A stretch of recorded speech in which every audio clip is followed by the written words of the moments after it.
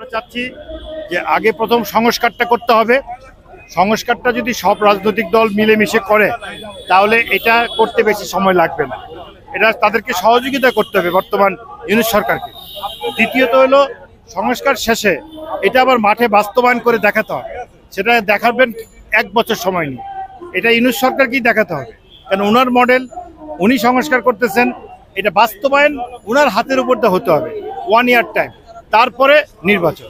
এটা করতে এখন যে কদিন লাগে, কেউ বলতে পারে এটা করতে 5 বছর লাগবে। আমি মনে করি এটা করতে 1.5 বছরই না। সংস্কার করতে ম্যাক্সিমাম 3 মাস, যদি সবাই মিলেমিশে করেন, এরকম ভেজাল না লাগান।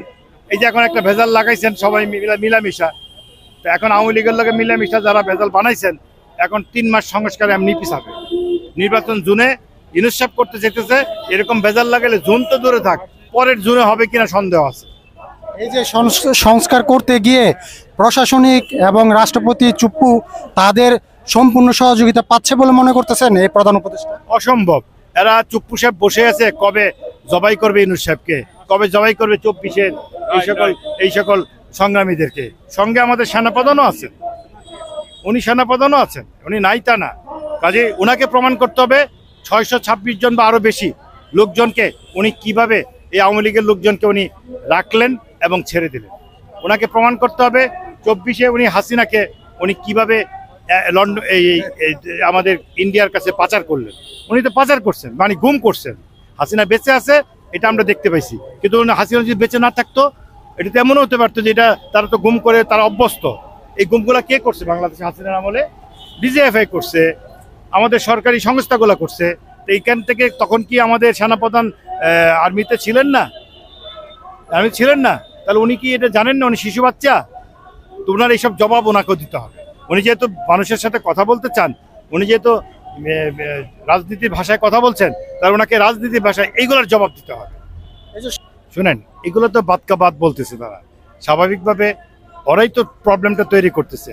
ইউনূস সাহেবকে ফেল করানোর জন্য, 24-কে নস্যাৎ করার জন্য, 24-কে ধ্বংস করার জন্য তারা যা করা লাগে, যা করা লাগে রাত দিন সমানে কাজ করছে। আমাদের সেনাবাহিনীর মধ্যে কিছু উচ্চপদস্থ কর্মকর্তারা আছেন, তারাও এই হাসিনার পক্ষে কাজ করছেন। ঠিক সেনাবাহিনী না, প্রত্যেকটা সরকারি সংস্থায় দীর্ঘদিন যাবৎ আমাদের সরকারি সংস্থাগুলো হাসিনার কাছে, বিশেষ করে ফেসিবাদীর মাধ্যমে মিলেমিশে তারা কিন্তু এই দেশটাকে ফোকলা তৈরি করছে। প্রত্যেকটা ক্ষেত্রে আপনি যে কোনো ক্ষেত্রে হাত দিবেন সেখানে পাবেন। এরা তো সবাই ভাই দেশ ছেড়ে চলে যায়নি, এরা তো চেয়ারে বসে, ক্ষমতার চেয়ারে বসে তারা প্রমোশন নিচ্ছে, তারা দায়িত্ব পালন করার নামে তারা মানুষকে বিপদে ফেলছে। তাদেরকে ধরার জন্য আমরা যে ছাড়টা দিয়েছিলাম, যে এদেরকে আমাদেরকে যেরকম মারছিল তারা, আমাদের যদি বিপ্লব করতে হয়, মনে রাখবেন শেখ হাসিনার সেনাপতি ছিল কে? একজন ছিল ওবায়দুল কাদের। কি বলছিল? যে যদি আমরা ক্ষমতায় না থাকি, আমাদের 5 লাখ নেতাকর্মী দুনিয়াতে থাকবে না। আমরা জাতিকে বলে দিচ্ছি, যদি আমাদের ইউনূস সাহেবকে কাজ করতে পরিবেশ না দেয়, 5 লাখ কিন্তু আমরা খুঁজে পাবো না। বাংলাদেশের ইতিহাস থেকে 5 লাখ এই দেশের জনতা রাখবে না। এগুলো কুকুর, বিড়াল, শিয়াল, এইসব জিনিসকে আমরা রাখবো না এই দেশে। এটা স্বাধীন দেশ, আমরা 24-এ দেশটাকে স্বাধীন করেছি। এটা রক্ষা করার জন্য চলমান আন্দোলন চলছে। কারণ আমাদের বিপ্লবী সরকার সৃষ্টি না হতে আমাদের লড়াইটা আমাদের আংশিক হয়েছে। লড়াই কিন্তু আমরা সমাপ্ত টানি নাই।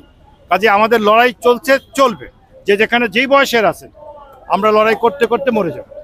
এই যে ডক্টর ইউনূস সাহেব 9 মাস অতিবাহিত হয়ে গেছে, এখন পর্যন্ত সুস্থভাবে আমরা দেখতে পাচ্ছি না যে কোনো সংস্কার। সেটার পিছনে যাদের হাত রয়েছে বলে মনে করেন, এমন অবস্থায় ডক্টর ইউনূস সাহেবের কি করা উচিত? দেখেন, প্রথমত হলো সংস্কারটা কেন দেরি হচ্ছে। এখানে আমাদের বিরোধী রাজনৈতিক দলগুলো যারা আছেন, তাদের একটা বড় আকারের ভূমিকা আছে। তারা এটাকে পজিটিভলি নেয়নি। তারা পারলে সংস্কার নিয়ে অনেক মন্তব্য করেছে আপনাদের সামনে। ঠিক আছে, কেউ বলছে আমরা ক্ষমতায় যাওয়া মাত্র সংস্কার এগুলো সব বাতিল করে দেবো, ছুড়ে দেবো। কেউ বলছে এটা এই সরকারের এখতিয়ারই নাই সংস্কার করা। তো কাজে তাদের কাছ থেকে আপনি ভবিষ্যতে কি আশা করবেন বা বর্তমানে কি পাইতে পারেন? নাম্বার 1, হ্যাঁ। তো এখন এই সিচুয়েশনে আপনি তাদের যে ভাবসাব, তারা দেরি করতেছে।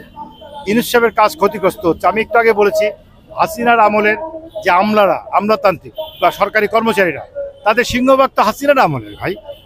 তাদেরকে হৃষ্টপুষ্ট করছে, খাওয়াইছে, খাইছে, ভাগ করে খাইছে। তো এখন তারা তো সহজে ইউনূস সাহেবকে কাজ করতে দেবে না। এখানে বিপ্লবী সরকার হলে কাজ করতে পারতো ইউনূস সাহেব।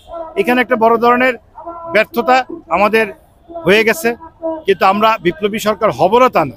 ইউনূস সাহেবকে আমরা যদি এখন দেখি ডিস্টার্ব করে, তাহলে মেবি আমরা যদি ইউনূস সাহেবকে সরাইতে হয়, আমরা ওনাকে সেফ সাইডে রাখে বলবো ওকে আমরা বিপ্লবী সরকার, আমরা ক্ষমতায় বসলাম, আমরা ইউনূসের দায়িত্ব নিলাম, ইউনূস নাই তো আমি আছি মানে 5 লাখ নাই, 5 লাখ নাই, ওগুলো রাখা যাবে না, আবর্জনা রাখা যাবে না। আর চাকরিজীবী যারা তারা, তো এইরকম একটা বিপ্লবী সরকার হলে ভালো হবে। আপনারা চান?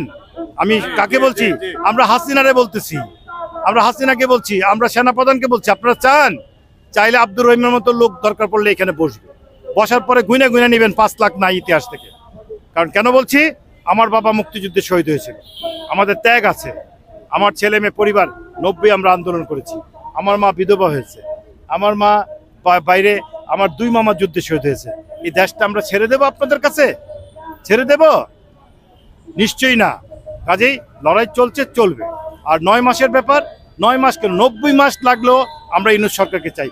লাগবে কার দোষে? লাগবে বিরোধী রাজনৈতিক দলের। লাগবে কার দোষে? হাসিনার দোষে। কারণ হাসিনা যখন একটু শব্দ করব, ওর দল যখন মাথা উঁচু করে দাঁড়াবার চেষ্টা করবো, মাথা আমরা ভেঙে দেব। কারণ আমাদেরকে বিগত দিনে আমাদেরকে ভয়ের মধ্যে রাখা হয়েছিল, আমাদেরকে ভয়, আমাদের ছাত্র জনতা সবাই মিলে, সব পরিবার মিলে আমরা একটা পরিবার হয়ে গেছি। আমাদের এখন হারাবারও কিছু নাই, আমাদের পাওয়ারও কিছু নাই।